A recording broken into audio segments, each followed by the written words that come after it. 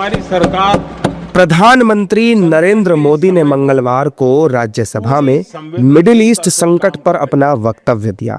उन्होंने कहा कि ईरान युद्ध ने पूरी दुनिया को गंभीर ऊर्जा संकट में डाल दिया है और इसका असर भारत पर भी पड़ रहा है।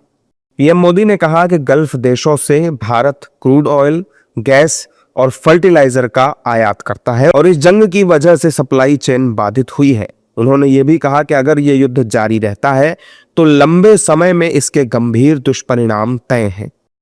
भारत का प्रयास है कि तेल हो, गैस हो, फर्टिलाइजर हो, ऐसे हर जरूरी सामान से जुड़े जहाज भारत तक सुरक्षित पहुंचे।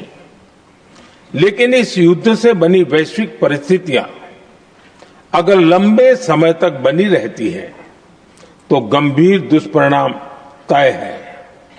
इसलिए भारत ने अपनी रेजिलियंस बढ़ाने के लिए जो भी प्रयास बीते वर्षों में किए हैं उनको और गति दे रहा है। पीएम मोदी ने बताया कि भारत सरकार खाड़ी के सभी देशों के साथ लगातार संपर्क में है और डायलॉग और डिप्लोमेसी के जरिए क्षेत्र में शांति स्थापित करने के लिए प्रयास कर रही है। हालांकि उन्होंने हॉर्मुज स्ट्रेट जैसे अंतर्राष्ट्रीय जलमार्ग पर हमले को गलत बताया और कहा कि इसे स्वीकार नहीं किया जा सकता है। युद्ध की शुरुआत के बाद से मैंने पश्चिम एशिया के ज्यादातर देशों के राष्ट्राध्यक्षों के साथ 2 राउंड फोन पर बात की है। हम गल्फ के सभी देशों के साथ लगातार संपर्क में हैं। हम ईरान, इजराइल और अमेरिका के साथ भी संपर्क में हैं। हमारा लक्ष्य डायलॉग और डिप्लोमेसी के माध्यम से क्षेत्र में शांति की बहाली का है। हमने डी एस्केलेशन और हॉर्मुज स्ट्रेट खोले जाने पर भी उनसे बात की है। कमर्शियल जहाजों पर हमला और हॉर्मुज स्ट्रेट जैसे अंतर्राष्ट्रीय जलमार्ग में रुकावट अस्वीकार्य है। प्रधानमंत्री ने यह भी बताया कि भारत अपनी ऊर्जा जरूरतों को पूरा करने में जुटा है और आज 41 देशों से एनर्जी इंपोर्ट किया जा रहा है। इसके अलावा देश में भी तेल और गैस का उत्पादन बढ़ा है, साथ ही पर्याप्त मात्रा में रिजर्व भी मौजूद हैं।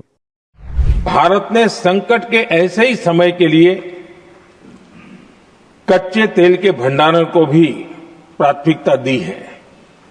हमारी तेल कंपनियां संकट के समय के लिए काफी मात्रा में पेट्रोल और डीजल का भंडार रखती हैं।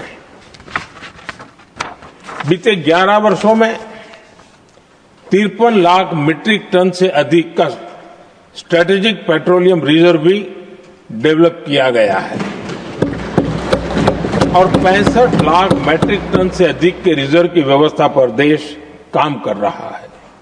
साथ ही बीते दशक में भारत की रिफाइनिंग कैपेसिटी भी अच्छी खासी बढ़ाई गई है।